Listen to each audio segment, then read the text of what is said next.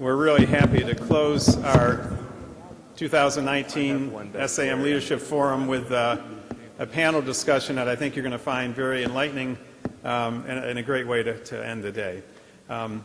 Really pleased to have here some prominent leaders in emergency medicine. You've already met Sue Stern, who's chair of Emergency Medicine, University of Washington. She's co-director of our AACEM Chair Development Program, former member of the SAEM Board of Directors, a very prominent hemorrhagic shock researcher. So Sue, welcome. Bob Hockberger here is the chair emeritus at UCLA Harbor. He's past president of both SAEM and ABEM, so had both of those leadership roles and has served especially incredibly well over the years. Deborah Diercks is chair at UT Southwestern and SAEM past president. And Ian Martin is chair at MCW, Medical College Wisconsin, and current SAEM president. So it's quite an austere lineup here that we have, and really pleased to have you all. So they have agreed to let me pepper them with questions over the next until 4 o'clock today. And so we're going to kind of go down the line. The first question everyone's going to answer, and then for subsequent questions we're going to let them kind of jump around and we'll let them vie for the mic. But so the first question is to have you just give us a rundown on your academic career and your movement into leadership positions, and then kind of the idea of, was it a planned process that went just as you thought, or was it serendipity, or was it a little bit of a combination of both? So Ian, we're happy to start with you. Good afternoon, everybody. It's a good showing. Glad to be invited to participate on this panel. So I would say it's been both being planful, but also being a little bit lucky that has sort of landed me where I am today, both in SAEM, but also in my career outside the walls of SAEM. I went to college at Duke University, and then I was actually a school teacher for a little bit before I went to medical school at the Medical College of Pennsylvania. Actually, I got to keep my medical colleges straight in my mind. I'm a little bit of an oddball in that I trained in both emergency medicine and internal medicine at the University of Maryland, where I was also a chief resident. And when I finished training, I knew I wanted to do academics. I knew I had some interest in global health, but wasn't sure how I could make an academic career out of that. I knew I had interest in continuing to practice internal medicine. And I found my way back to Duke as a faculty member, and Kathy Clem, who's been one of my mentors across the year, really had a vision for how she could use this guy who was trained in emergency medicine and internal medicine, and she was also a great mentor in showing me how I could really make an academic career out of global health and emergency care.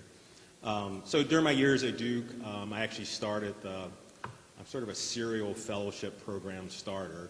The Duke International Emergency Medicine Fellowship Program, which actually continues today and has graduated a number of fellows across the years. Chuck Herons then, who moved on to become chair at UNC, recruited me away from Duke and had a vision for, well, we don't do global health very well at UNC at the time, and brought me on board to do that, and I started another fellowship program, the Global Health and Leadership Program, so integrated into it, the leadership component. While I was there, and I was actually at UNC for 7 years or so, had a number of leadership opportunities. So I was also the associate director for the residency program. I was also the associate director for their office, the UNC Office of International Activities, and I was also the director of one of the career development programs focused on minority development in the School of Medicine. And that all sort of culminated with being the inaugural division chief for global health and emergency care there at UNC. Along the way, I decided to go to business school, which actually, I'll talk a little bit about that and some of the other questions, really changed my belief about what my career should be about, and decided to throw my name in a hat for a couple chair searches and found my way to West Virginia University, where I served as executive chairman for 2 years. And now I'm at Medical College of Wisconsin, where I'm the system chair. So that's been my journey outside the walls of SAEM. And later on, I'm happy to tell you my journey at SAEM, if you'd like to hear that. Thank you. I noticed when we got up here we should have done boy, girl, because now it looks like the boys versus the girls, and the boys went first, so sensitive to that. I think you can take us down. I think I can, probably. This will make sense in a minute. I'm going to go way back to, I grew up the oldest of 6 boys in a large Midwestern Catholic family. My father was a small business owner, conservative. My mother was a very liberal community activist, and they were always out doing something. We were upper middle class, so we had a maid who kept the house clean and made dinner. But it was my job to make sure that my brothers did their homework, that they learned their Latin. We were all altar boys. To teach them how to shoot a basketball and pass a football. When we were on vacations, to keep track of everyone at the zoo or the park where we were. And I found that I was classic oldest. I liked being a big brother and a teacher, and while I didn't recognize it at the time, mentor for my brothers. I knew that I wanted to be a teacher, but that's all I really knew. And as I went through training, eventually ended up in medicine. When I did my residency at the University of Chicago in the mid-'70s, Peter Rosen was the chair and program director then. He and I talked a bit about it, and he said, well, if you want to teach, show me if you can teach. And so I spent a lot of time, not just trying to learn medicine, but trying to learn how to teach junior residents, how to talk a patient out of leaving against medical advice or put in a central line. And I found that I enjoyed that as much, and toward the end is even more than actually taking care of patients. So with that setting, after graduation I was offered a job of residency director at Harbor UCLA Medical Center in Los Angeles, a poor hospital that cares for the underserved, where I could be the program director, big brother, and work clinically. And I think I might have stayed in that job forever because my boss was my best friend. But my boss and best friend left after about 8 years, and they offered me the position of chair, and I didn't want to be a department chair. I wanted to be a program director and big brother and mentor. And I called him on the phone, and what he said to me was, I'll never forget it, Bob, you're a good program director. If you just see being a chair as being a program director at a higher level, focus on people, their dreams, their vision, and helping them realize those while they help run your patient care, teaching, and research programs, I think you'll be good at it, and I think you'll enjoy it. And so I did enjoy it. Now here's the leadership thing. I became a leader sort of all of a sudden and had not thought much about it. I had read that if you know 2 things about someone, you know where they'll be in 5 years, what they read and who they spend their time with. So I started reading about leadership, and I came across this quote. I don't know who first said it. We are each of us the average of the 5 people we spend the most time with. And I decided at that point then if I wanted to be a leader, I needed to spend time with leaders. So at home, no one, it seems like chief of staff is a good place to be. Anyone here who's been that knows it's not a good place to be. It's a time drain and an emotional roller coaster. But I volunteered to be the chair or the president of the Professional Staff Association, the vice chair and then chair. And I did it because I wanted to get to know the other department chairs because, like all of you, I had a lot of problems in my department administratively. And I wanted to show the leaders on our campus that I cared, and I wanted to get to know them. As a program director, I wrote chapters for the Rosen textbook. I was a site visitor for the RRC. I was an examiner for ABEM and then got to be a team leader. And I was doing all these things and thought, you know, I need to step up my game. And so for the textbook, I let Peter Rosen know that because I knew there were chapter authors who came in late or didn't do a good job, I offered to spiff up chapters at the last minute. And if he ever thought he needed a new editor, I'd like to be an editor. And ultimately, that led to my becoming an editor and then a senior editor. I was a site visitor for the RRC, and I let the executive director know that I'd love to be on the RRC. I know that she didn't make the decision, but if she ever had the opportunity to put my name forward, I'd be happy. And I did some lecturing for ACEP, so I went to Mike Gallery, who was the head of education for ACEP, to let him know I'd really like to be on the RRC if the ACEP board would think I'd be a good nominee. And then I got on the RRC. I did the same thing with ABEM, letting people know I was interested in helping out in any way I could.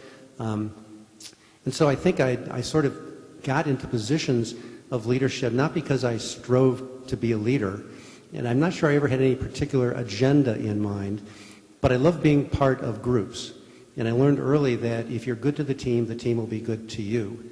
And I learned early from the leaders that were my role models that you can have a pretty successful career by doing your best to push talented people to the front of the room and supporting them. It may sound self-serving or idealistic, but for me it worked, mostly because I grew up and still see myself at 70 years of age as a big brother trying to do what I enjoy doing day to day. Thank you, Deb. Good. So I think I can sum up my entire career in my default answer is always yes. I'm mindful of saying no. It's pretty much my career. You know, when I was a resident, my chair said, hey, when you do research in cardiovascular, you know, stress tests, and I'm like, yeah. Well, I became a cardiac researcher that day. I took a job with a bunch of people who had a ton of data on cardiac stuff and could not access a computer for their life, could not work a spreadsheet, could not work a stats program. So I became the cardiac researcher where I was. You know, so I went through my career kind of just being really pretty happy, just doing my cardiovascular research, got really involved in SAM, more because the people I had done cardiac research with were leaders in SAM. You know, Judd Hollander kind of drugged me along, said, you got to do this. Give credit for Brian Gibbler, who truly was a great sponsor for me, which got me involved in kind of that aspect of academics, which I found really rewarding because I liked hanging out with everybody. About halfway through my career, I was the research director by then. I had taken a sabbatical, and I went and got a master's in epidemiology. It was a kind of good timing with my kids in my life where I could go back and kind of focus on my own academic growth, and I think that was really helpful. And so after that, Nate had made me research director. And then I had a friend who had met along the way. He was chair at another program and said, come on, I'd really like you to interview for a vice chair job. And I had never thought about doing anything different, but went and came back and kind of talked over with Nate, and it was a great opportunity. And my dad got diagnosed with cancer about a week later. So that ended that move. But what it did is that mere chance of me taking a risk and going out elsewhere, within about a month I was vice chair of research. And so that looking outside kind of led to me getting another role. And I kind of putzed along in my role of vice chair of research and did SAM stuff and again said yes and got involved in everything else anybody asked me to. And I got a call one day from a guy named James DeLamos, who is at UT Southwestern. And it kind of conversation went like this. Hey, Deb. I'm like, hey, how you doing? I'm like, I'm doing fine. He's like, hey, you know we have a chair position open. I'm like, no. And he's like, well, you know, we've done cardiac research together. There's a bunch of us you've worked with. Why don't you come just interview for the job? I said, okay. He's like, you ever thought about moving to Texas? I'm like, nope.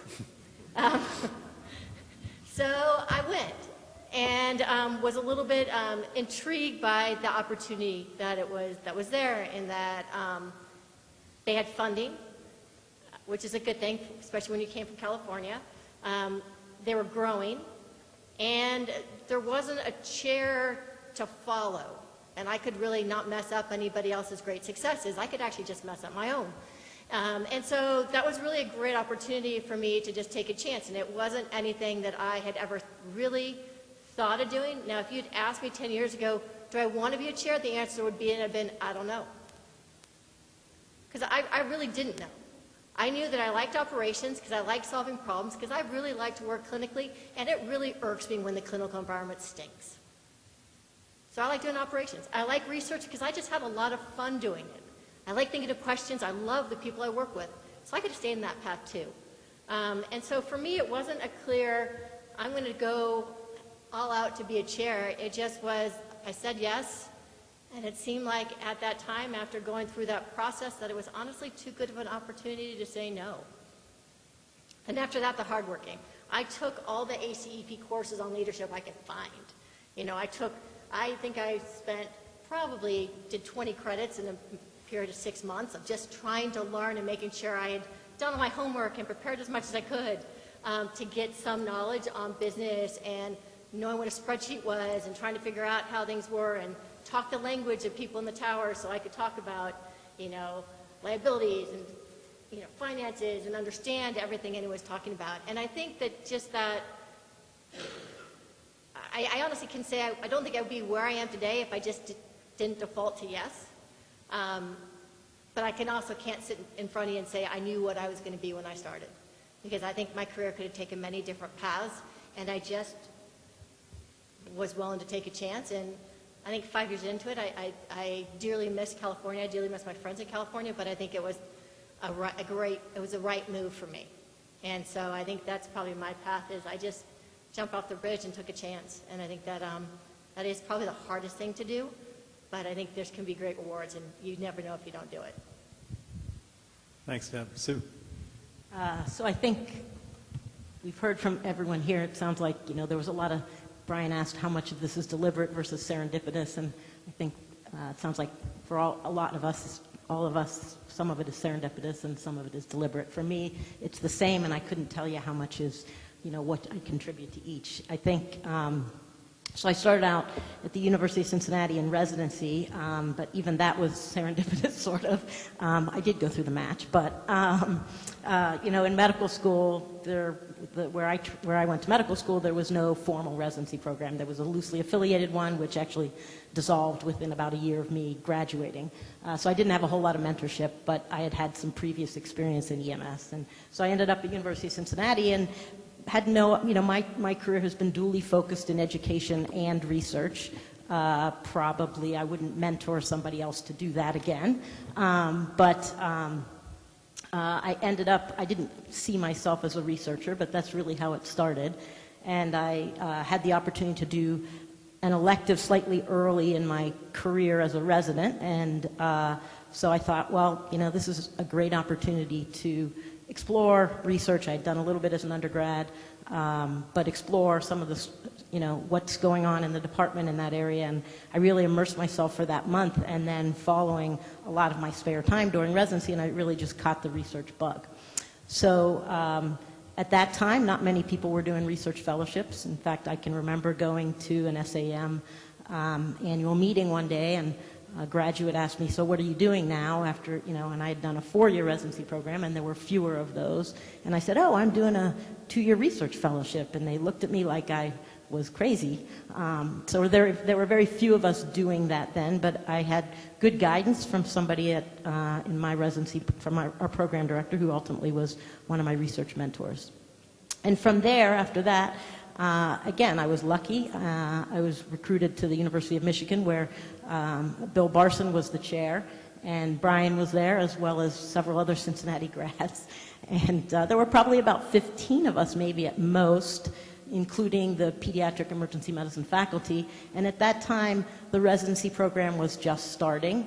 And so it required a lot of work from everybody to really develop the program, develop the department. We were a division of surgery at the time.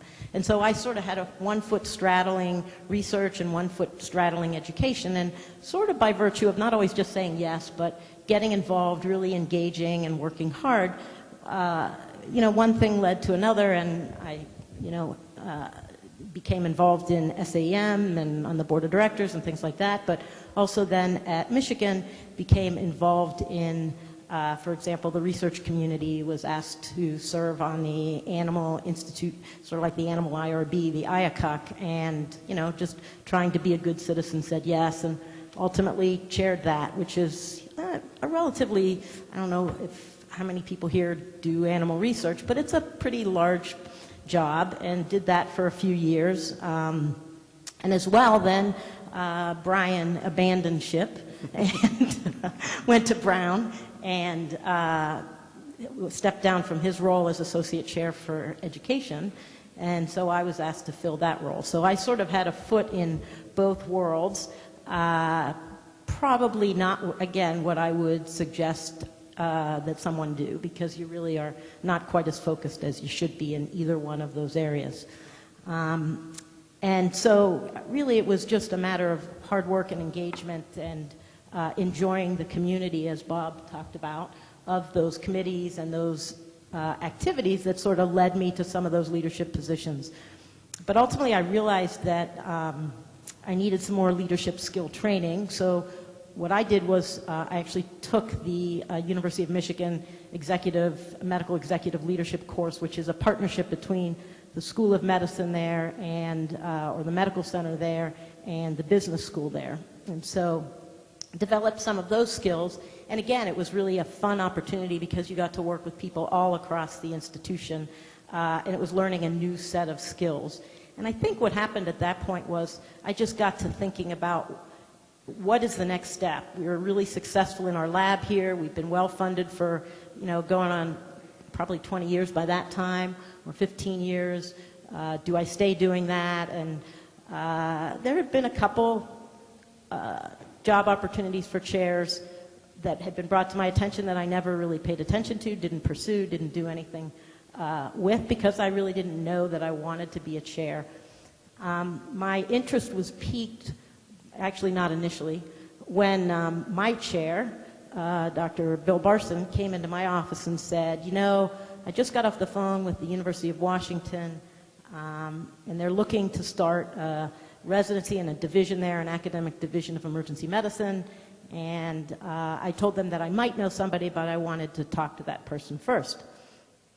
And I said, yeah, that's nice. And he said, well, I was thinking about you. And my first two reactions, although I'm not sure that I voiced them, was, are you crazy and don't you like me? Because I don't know if anybody here knows the history of the University of Washington, but it hasn't always been friendly to emergency medicine. And so I thought about that for a while and ultimately sort of said, I don't think I'd move to Seattle and want to do that. And he just really encouraged me to look. And I think he encouraged me for two reasons. One was he knew that I would do my homework if I went there, and he actually said that, and that he realized that they needed a little bit of a push from people to bring out candidates who would actually tell them what they really need to do to succeed, because it was one of the last bastions of the academic health centers that didn't have emergency medicine. But I think the other thing, and what mostly motivated him as a good mentor, was to make me think about what next steps are for me and do some self-exploration. So I ultimately threw my hat in the ring and ultimately ended up there, but it was really through his encouragement, and the reason I ended up there was because I saw that it could be a great place. It was an opportunity to build something really amazing and tremendous, and that for many other reasons that go beyond this this panel. But so it was. I would say it's serendipitous. I would say it's I had a lot of good support along the way, and a lot of good opportunities that were presented to me along the way. Thank you, Sue. Yeah, and I would just reflect on that Bill Barson, so he's the chair at Michigan, and he did the same thing with me when the Brown job came open. I wasn't really looking to take a chair job, and he said, you really should look at this. It's going to be an inaugural chair position, it could be well supported, and you really ought to look at it. So for two of his, more prominent faculty members, he actually, in the name of the specialty, pushed us out from Michigan. Again, maybe he really didn't like us, Sue. But I mean, I think that just true. If you're really a leader and really looking at investing in your people, that when they're ready to go to the next stage, you will help them, even if it means losing them. And so I think that's just a tribute to Bill in terms of his, that's about the purest mentorship that you can get, right? To have someone say, it's going to hurt my department, but I'm going to encourage you to leave. So. But anyway, so I have to make this comment before we went on. When I graduated in 1978, all the people interested in academics, the places they most wanted to go were Honolulu, Hawaii, and Seattle, Washington. And what I was told at the time by Peter Rosen was that there are people living in those areas who will never accept emergency medicine. You'll have to wait till those people die. And even then, you're going to have to fight an uphill battle. So congratulations on your uphill battle.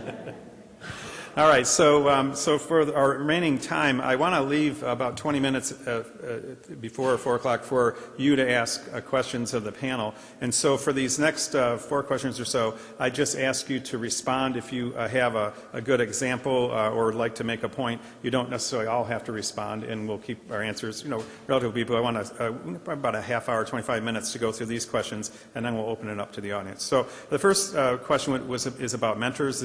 Are there mentors that helped you on your career journey? How did you find them? How did you utilize them? How did those relationships develop? So in no particular order, please respond. They always let the oldest go first if he wants to. I told you a little bit about Peter Rosen. At the end of midway in my senior year, I worked an evening shift with Peter, and at the end he asked me if I wanted to go down to Chinatown with him to grab a bite to eat and just chat. And so we did, and we spent the whole evening. Peter told me about the challenges he had growing up, what drove him into medicine and surgery initially, why he believed in this new specialty of emergency medicine, his vision for the future, the book that he wanted to write, the journal he wanted to develop, the potential he saw in me, and wanted me to at least think about a career in academics. And I told you before, I was kind of set for this anyway. So he drove me back to the university. I got in my car, and as I drove home to go to bed, the sun was coming up, and I believed the sun was coming up on my career. I knew I wanted to be one of Peter's boys. I knew that they were all boys back then. I knew I wanted to please Peter. So I thought about it, settled down, and tried to do a lot of teaching on shifts. And 2 months later, in about April, he announced that one of the faculty were leaving, and he'd be open to interviewing people. And when I went to interview, before I even left the interview, he offered me the job. And I was surprised because I was not the smartest person. And what he said was, you worked for it. I saw the change in you. I knew you'd be good. And what he told me then was, and something I took to heart when I went to Harbor, you've probably told residents that you're having trouble with interpersonally. You know, if I have to give you a recommendation for private practice, and you're an A clinician but a B personality, and there's a B clinician with an A personality, that director's going to take the latter every time. And when I looked for faculty positions, that's what I looked for. Someone who had good interpersonal skills, someone who had a commitment to dealing with the poor, someone who I knew really wanted something, had a vision and wanted to work hard, because I knew then I wasn't going to have to push those people. I was just going to have to help them overcome barriers. And so I think Peter was my first mentor, and the one I knew most. He gave me an opportunity to write textbook chapters and edit, a chance to be on his journal, a chance to go to Europe and be on a team that gave the first oral exam to graduates of Florence's first year residency in emergency medicine. He gave me advice, both personal and professional, over time, and we went from being mentor-mentee to mentor-colleague to mentor-friends. And I think that's the ideal relationship if you can find it. Thanks, Bob. So Deb and I both just came from a mentoring session down the hall a little bit. And so I think the way I would answer your question, Brian, is I've had a lot of mentorship and different mentors for different things. I would say if I have to look back on my career, and I don't know if this is because that was the era and it's a different era now, is that while I had great mentorship, I wished I had formalized that mentorship and sought out more formal mentorship earlier in my career. I had a natural mentor for my research area, and that was fortuitous and sort of serendipitous and easy. But finding mentors for the other parts of your career can oftentimes be a little bit more difficult, and because it's sort of, in some ways, it's a less structured ask. But I've been really fortunate in my previous chair as a mentor, as colleagues, and Brian, who was a senior to me in Michigan, and other. What I found really helpful more recently is, peer mentorship, at least at this level, whether it's Deb or Ian or Brian or others who are going through or addressing similar challenges in different areas.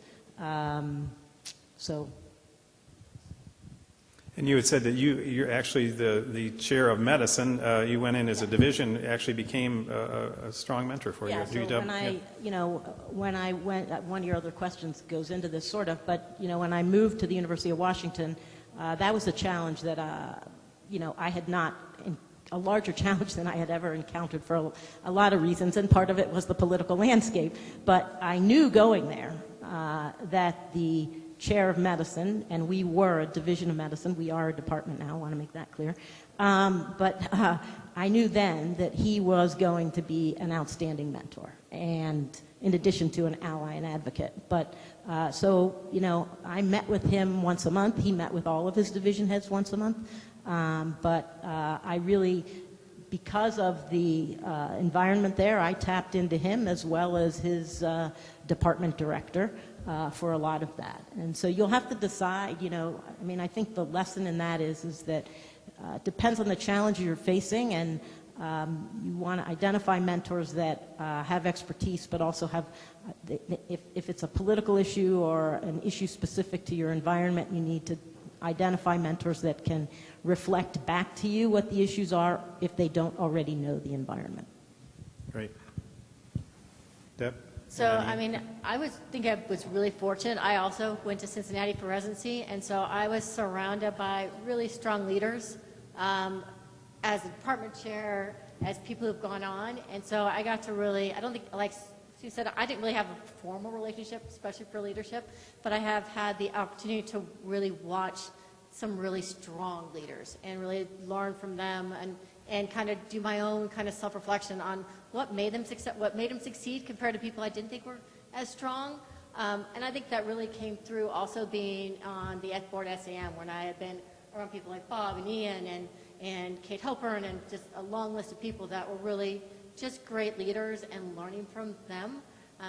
I agree with you. I think the formalization of a mentorship process, especially in that area, just didn't exist at the time we're growing up. And so a lot of the ability to kind of gain your skills really came after modeling those who you really thought you felt were effective. I think the era's changed a little bit, more formal stuff is going on, but I don't think I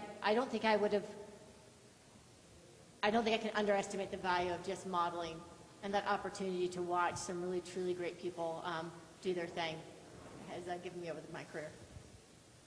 Okay. Yeah. So I'll just add, I think this is a really important question, and it has absolutely been critical to my both personal and professional success across the years.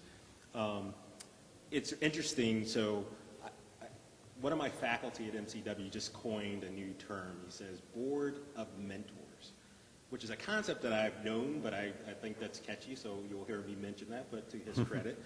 And the idea is that I think what we all want in a mentor is a single person, and if you're fortunate to find this is great, but I haven't been fortunate enough to find this single unicorn person, but who can mentor you in all the different aspects of your life that you need, right? So the person who can mentor you as a person of color in medicine, the person who can mentor you as a young leader, the person who can mentor you for your research interests, and so on and so forth. But what you can do, and what I encourage my faculty to do, is create that board of mentors who has your best interest at heart. And these folks, this should be a dynamic group across your career, right? So the folks that you need to mentor you in your early years are necessarily going to be different folks than in your middle career or in your late career. And I would even say, and Sue spoke to this a little bit, certainly as you progress through your career, you probably have less of the dyad of mentor and protege, but more of the peer-to-peer mentorship, just because there aren't as many people ahead of you, and you're also going through a lot of the same challenges. So the other thing I will say is, make it easy on your mentors. And I'll just speak to it real quick. So how have I found these actual mentors? So it's been a whole variety of ways. Early in my career, while I was out there trying a whole bunch of different things, that's an opportunity to meet a lot of different people. And people who you would potentially want to ask to be a part of your mentorship board in refining sort of later in your career. I also made cold calls to folks who, hey, I know you're doing HIV work, and you pick up the phone or you shoot an email, and sometimes you get lucky and these people have interest and actually want to help you. I think no matter how you find these folks, and referrals is another, right? So you find one good mentor and you're likely to find several other good mentors. You got to be a good mentee. I mean, I think we all know the concept, or we can all easily mention what it is to be a bad mentor, but I think there is also such a thing as being a bad mentee. So make it easy on the folks who are really giving their time for the benefit of you, your well-being, and your career. Great, thank you. I think the idea of that's a great concept of the mentor network or the board of mentors, and with the idea that over time people will go off your board and new people will come on, and that it will change over the years. So I think a great concept. We've heard a lot about management, about leadership today. There is this, as a chair and a leader, this idea of managing people, and boy, we just don't get much of that training through most of our professional lives in medicine. So how did you learn how to manage people? What resources did you use to become a better manager other than trial and error?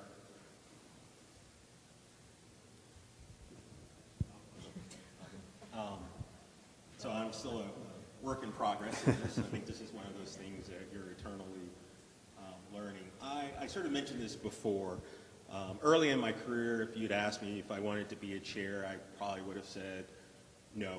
I certainly didn't have the sort of belief that I should or could be a chair. I think along with mentorship, one of the things that really sort of changed my outlook on that was when I did a master's in business administration, which many people say is nothing but a leadership degree. And there's a whole variety of ways you can get, and you hear from some of the others, educated on leadership, but an MBA is a good one to think about. And I know some of you around the room have already embarked on that.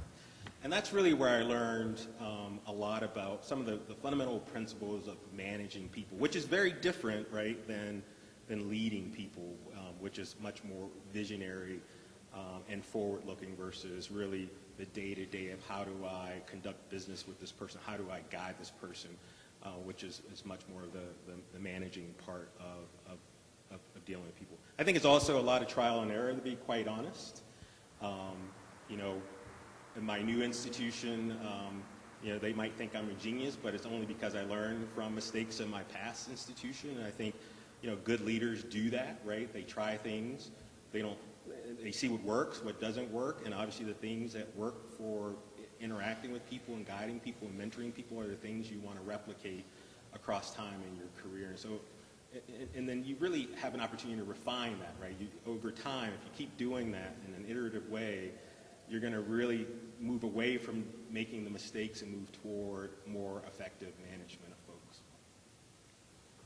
Thanks. Others want to weigh in on the management?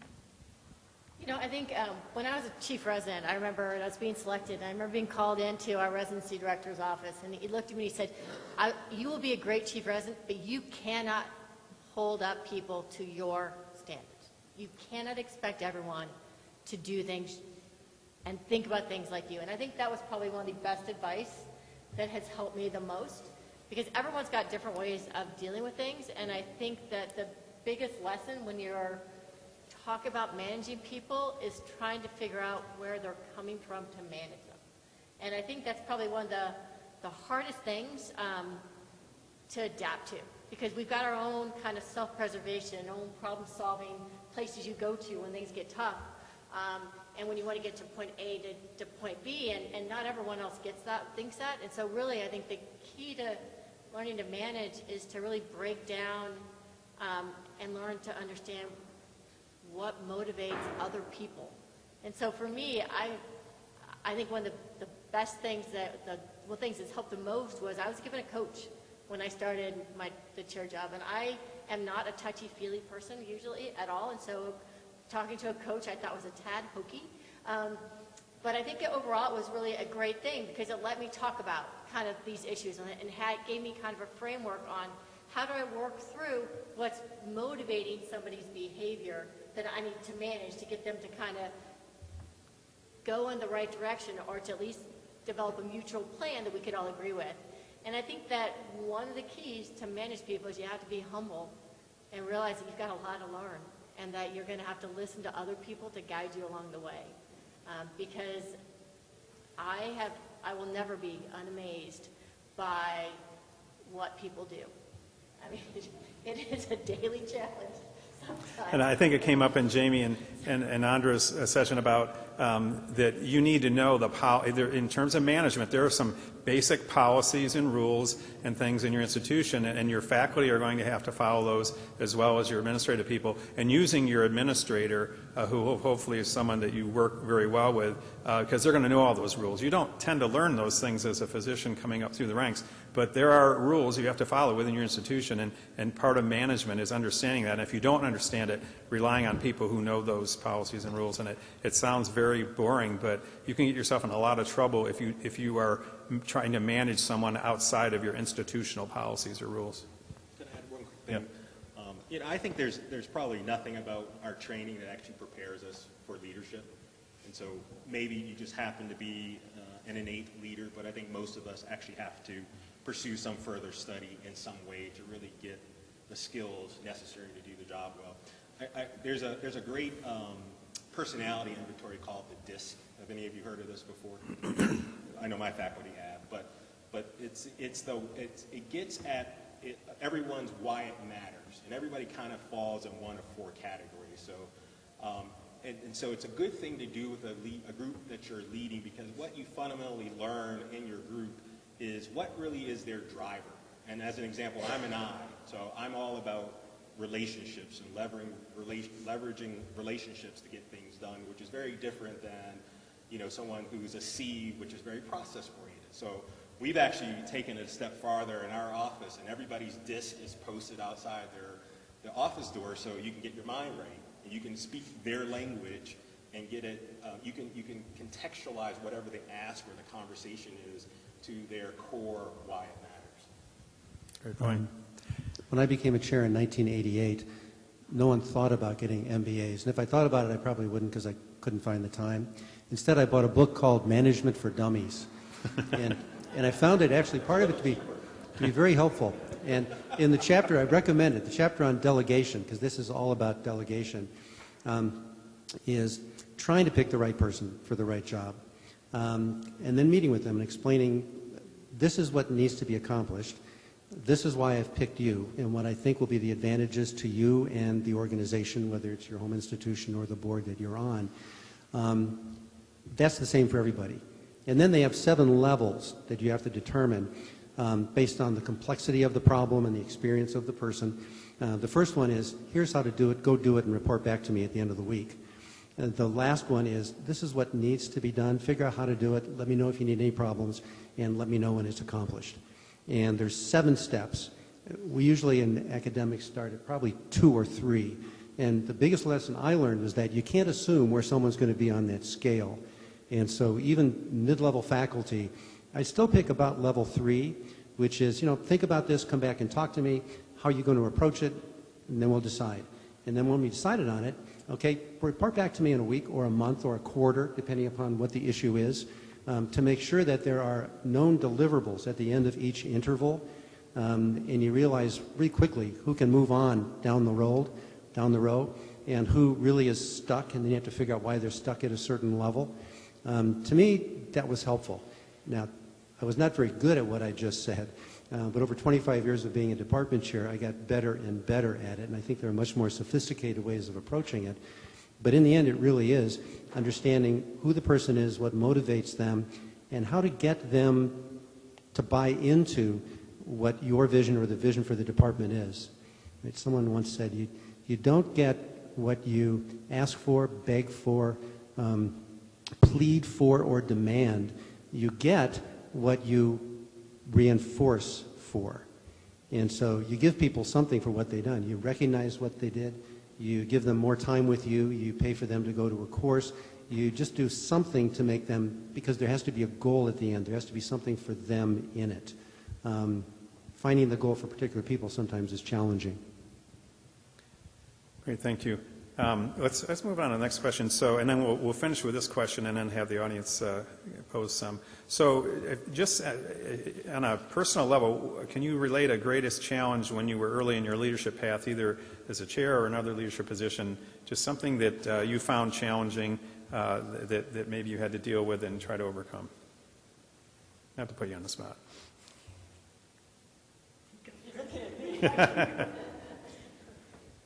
So I guess I'd have to say that while I went to the University of Washington with my eyes wide open, that was probably the biggest challenge of my career, and from a leadership perspective, because it dealt with wholesale change management and education of an institution around what emergency medicine was, its great potential, and where it sits in an academic system, both academically as well as in a healthcare system. And the challenge of that is balancing that culture change and doing that culture change in a manner that takes into account the institutional values, their goals, and not disrupting things. At the same time, taking into consideration the needs of the faculty and making sure that they have an opportunity to thrive, and as well as obviously residency that you're trying to build, and balancing those two things and trying to help each of those camps, so to speak, understand each other and understand each other's perspective was probably the biggest challenge. Again, I don't know if the second question was how you did it, or what? Well, I just think one of the things you've always pointed out to me is that you were going to be in it for the long haul. Yeah, well, so, I mean, realizing that, I didn't want to go into but, I knew it was a marathon, not a sprint. But knowing that, engaging the key people within the institution for that, knowing that I would have the resources, or we would have the resources to accomplish that before I ever went, and doing your due diligence ahead of time was key to our success. Other keys to our success was recruiting the right people and having tremendous faculty, several of which are here today, and we wouldn't have any of our successes if it weren't for our great faculty. That was probably the biggest challenge for me. Thank you. Yeah, so I think a lot of mine were very similar to Susan's, that I had thought I had done all my homework when I started. I had the chair review of UT Southwestern become a department, right? So I thought I had every piece of information, and I was not prepared for how inadequate the information was that I had based a lot of my assumptions on. It just wasn't at all what I thought I was going to walk into financially. I think I had underestimated some of the personalities at my location, and I think that on the plus side, it was a challenge, but it was really rewarding to find those people that were willing to take a chance and do things when they were used to be told they can't, or it won't happen, or it's not possible, and to let them move the ship in the same direction with faith that we can actually make a difference, and so things they may have not been successful at before, we can change. And so we had to, not only did I have to, I think the challenge was going in with not all the information, but also underestimating how history impacted a group's willingness to change, and really trying to overcome being a group that's been told no a lot and believe that there weren't resources to do things. I think that was a bigger challenge than I thought it would be. Thank you. I mentioned I became a chair in 1988 and then dove into the leadership pool, and initially was a bit overwhelmed by the fact that whether I was chairing my own department faculty meeting once a month, or now as president of the Professional Staff Association, or when the Residency Review Committee met to discuss programs, pretty much everyone in the room was smarter than I was, and some of them very forceful in their personalities. And that I found pretty challenging initially, until I read a book by John Maxwell, who said that rarely is the smartest person in the room the best leader in the room. That the best leader is the one who looks around at the people in the room, gets to know the strengths and the weaknesses and the desires of those people, and gets them to work together to accomplish something that they never would be able to accomplish individually. And that helped me, because I learned that to chair a meeting, what I had to do is spend time outside the meeting, getting to know faculty or board members or other people, and really, I mentioned this earlier, being good to the group so the group would be good to you. They have to believe that you believe in the organization and its mission and them, and then all of a sudden they do turn to you, not because you're smart, but because you can get things done. And I think that was a big lesson for me early in my career. So I think the first big challenge for me was even the belief that I should be a chair. And it's really through some great mentors and mentorship and some additional training. I've spoken about that a little bit, that I overcame that. At my last institution, and I'm extraordinarily grateful for that opportunity, I learned some really, really important lessons too. So number one is that culture eats strategy for lunch.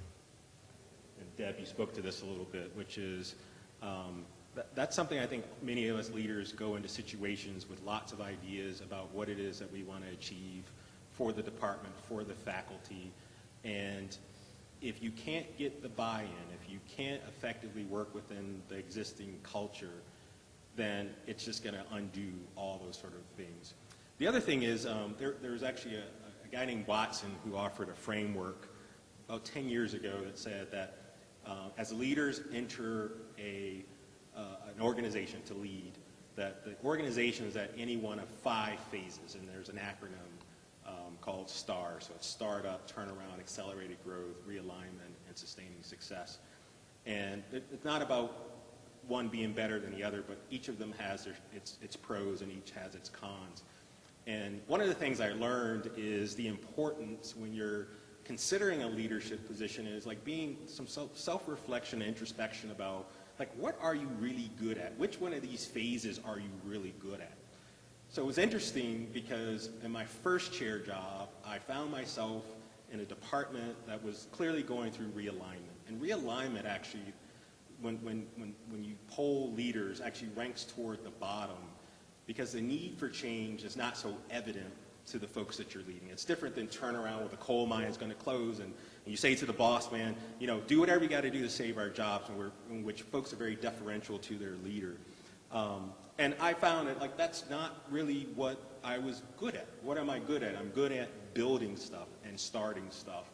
And so my new chair job is a much better matchup for my personality and my strengths because it's a department and an institution that's certainly an accelerated growth. So I think that we just all have to be very introspective about what strengths we really bring and try to match that up with where the organization is at the time.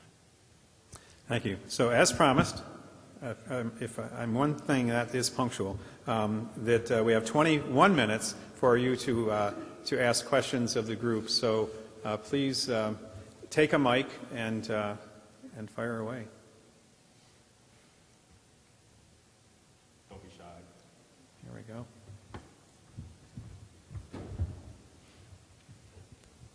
First of all, thank you all for coming. It's really inspiring to see you all up on the stage.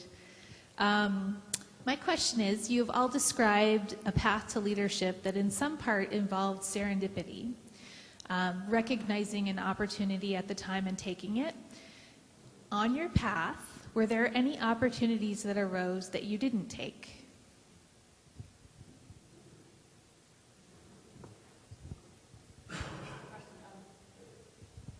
You know, I clearly didn't take the job to be the vice chair of research when my dad got diagnosed with cancer. You know, it's funny. I think that you see opportunities when you're ready to and when you're at a point in your life where you can. You know, my dad got diagnosed with cancer. He lasted 10 years. And I wasn't looking for opportunities because my focus was on my family, getting my kids grown up, being there for them. And so I'd have to say no. I don't think I passed any up. But I'd also have to say I wasn't able to look for them either. Any other comments? I would say mostly no as well. I do think that humans tend to regret the things they don't do more than the things that they do. And I think that that availing yourself to the opportunities that will come your way as a young faculty member is a really critical part of success. I often tell people I don't actually consider myself a leader. I just say I'm the guy who often says I will when someone has a need, and it's amazing what that can do for your own personal well-being, professional development, and what impact you can have on an organization. I guess I'm going to sort of indirectly answer your question. So I'd have to say no, but I'm going to go back to what I said earlier. And this is, you know, medicine has changed a lot, in particular academic medicine has changed a lot over the past 20, 30 years. And with accelerated change over the past 10 years and even less. And it's just going to, you know, that continues. And so what I would say is earlier I said, you know, I had one foot in education. I was the associate chair for education at the University of Michigan, but also had a very active lab that was funded, et cetera. And what I would say is and I was chair of our IACUC, and what I would say is so I clearly didn't say no to anything. But what I would advise people in the room is that I probably should have, and that, you know, that is part of what a good mentor will help you do, which is identify what you should say no to and what you shouldn't. So I loved my career and everything I did, and I'm not saying I would have done it differently, but really in this day and age, you know, you do need to focus some, and you do need to figure out what you need to say no to. So I just want to leave it with that. And I do think it's important as you come up and might apply for leadership positions that it's okay to test out one or two in terms of interviewing and seeing a place and going through the process that you may not be highly interested in. Sometimes it can turn out to be a gem that you didn't anticipate. Other times it's just good to go through the process. And I did that once before I took the position at Brown. And it was interesting. I went to a place where I had a former colleague and we were just kind of exploring. It wasn't a formal interview for a chair job. And I actually found that something about the place just didn't feel right. And I remember going back and telling my wife that I just wouldn't consider that. And I'm not really sure why, but I just wouldn't want to be a leader there. And I think taking the opportunity to explore an interview is a good thing, even if you might not be all in on it. I think it's good to test the waters, and it gives you some experience. Then you get to know the process. You know, it's you don't want to go into something cold. It's just like when you were in residency, you probably did a couple safe interviews before you did the interviews or the programs where you were really concentrating. So I had a somewhat different experience, maybe because it occurred earlier. Early I was lucky. I had some faculty who were very accomplished and got national reputations in their areas, and as a result inferred that I was a good department chair. So I was asked to look at a number of places that would have been a natural move in progression from Harvard to a university program somewhere. And I didn't because I was happy where I was and what I was doing. I know I had people tell me, you need to be looking because you don't know unless you look what's out there. And you have to have people know that you're looking all the time, because otherwise when you finally do look, they know you're unhappy and afraid they're going to leave, and they treat you differently. But I was at a hospital that cared for the poor. I loved my faculty. I loved waking up and running on the beach at sunrise in Southern California. And I had a mentor, the first one I ever had when I was in high school. I went to a public school where 15% of the graduating class went on to college. All the rest went to work in the steel mills in Gary, Indiana, usually after getting their girlfriend pregnant in senior year. And 75% of the football team went to college. And that was because our football coach trained in our community, went away to college and came back. And his job, as he saw it, was to give young men the opportunity to leave our town and do something with their lives. I was not a good athlete. I was a good student. So I was assigned a good athlete, and my job was to make sure that Tom Sobosinski, who eventually became my best friend, maintained a B average so he was eligible for college. When I went to Coach Albrecht's funeral a number of years after I left, his daughter was there and said that 3 times he turned down opportunities to go to major colleges to coach football because he had found his mission in life, where he was happy, where he was fulfilled, and where he could accomplish something. So I think it's important to look, but it's also important to know you don't have to spend your whole life climbing the ladder. If you've found a place, then you don't need to move. On the other hand, you need to move forward or you're losing ground. And so what I had to decide at Harvard after being a chair for 10 and then 15 years was, what was I going to do to contribute? And for me, it was becoming a senior editor of a textbook, president of a national organization, giving opportunities to my faculty while I mentored them at home so they could run my patient care teaching and research programs. And I just got lucky enough to find people who the institution recognized as leaders, and they weren't upset because I wasn't there. It may have been an era past, because I know chairs are an immense amount of pressure on them today to be there day to day. That's the face they want to see. That's the problem solver that they want to see. But we can get wrapped up in this wanting to get to the top of something, and you don't need to do that if you find that you're happy and fulfilled at what you're doing. And we have the next question. Hi, Christina Shenby, UNC. I was wondering if there are any things that you wished you had done differently, either in navigating your professional lives or professional home life balance, or any potholes that you fell into or narrowly missed that you could help divert us around, as for those of us who are more junior faculty. I think for me, I think the one thing I wish I'd done differently is just not believe that everyone else was doing everything much better than I was. You know, I spent a lot of time worrying that my children are going to be scarred for life because I suck as a dance mom and can't put on fake eyelashes. And, you know, I'm going to miss, you know, I can't be the great home mom, or I'm going to do something and I'm going to mess up a faculty member's research because I don't answer the email right away after they sent it.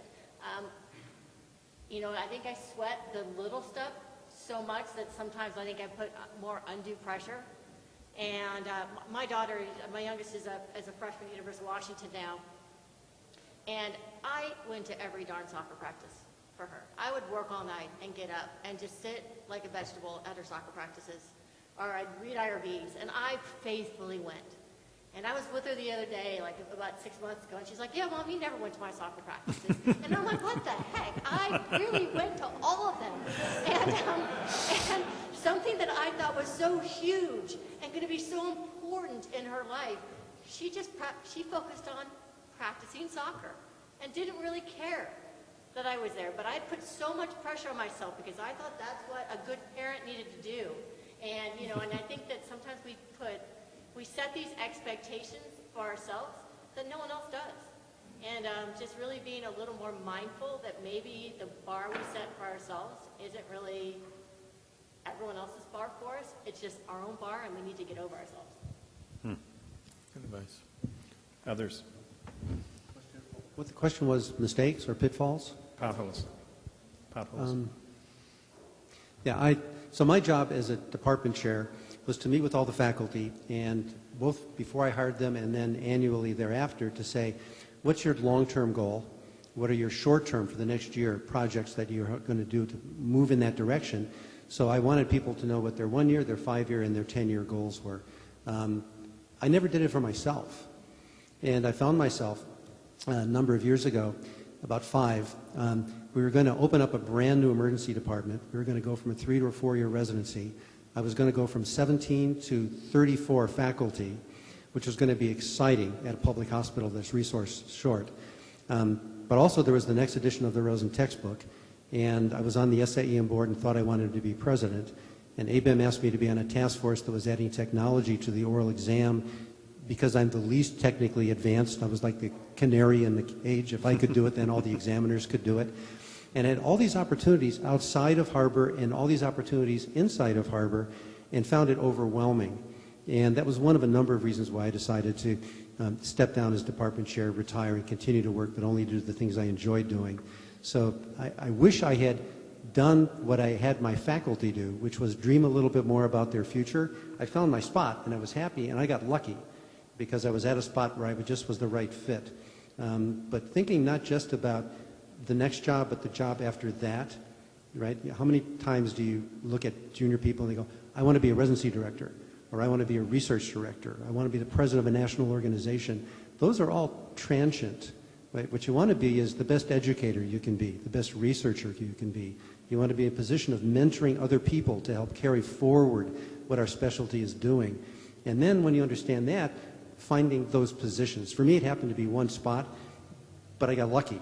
It could have been, you know, why is Dr. Hockberger here after 25 years as department chair? He hasn't come up with a new idea in years, and I could have been nudged out of my position as opposed to transitioning out of it. So thinking not just about the next position, but how you want to spend your life and what position after the next position, and thinking about that. And thinking about retirement. I never thought about retirement until 3 months before I retired. It scared the bejeevers out of my wife.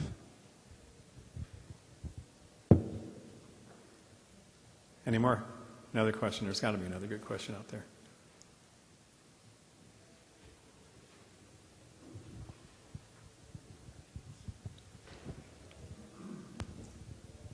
Thanks for being on this panel, and I have enjoyed all of you for so many years that I have to ask one question, because I know the great thing about all of the people up here, they're sort of students of the leadership game. They read incessantly about leadership. They go to a lot of things. I think first time I ever went to this forum, I think one of you were there with me. So it was, it's really great. So I'm curious, of all the things you've read, the books, give me the one that's at the top of the heap in terms of a book or a leadership thing that you've read?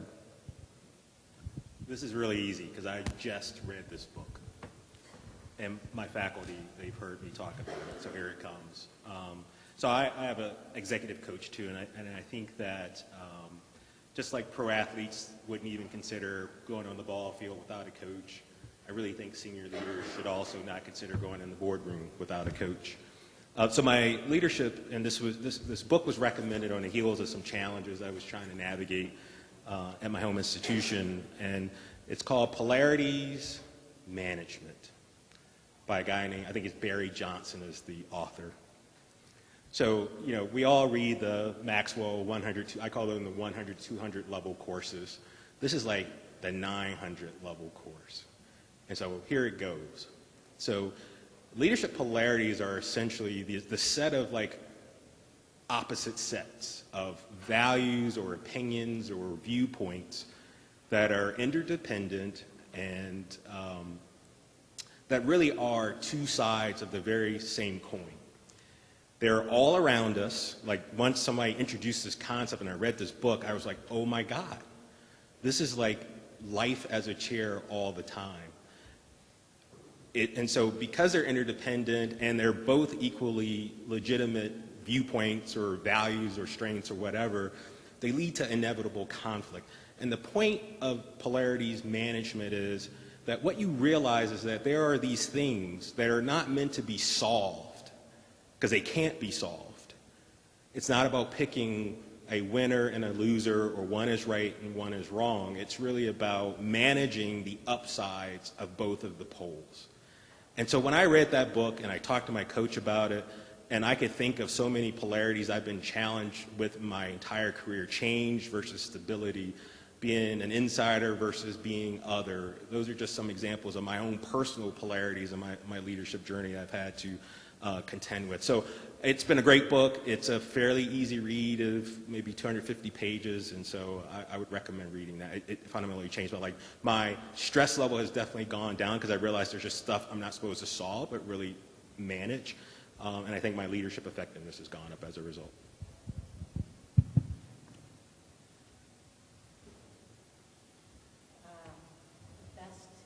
Microphone.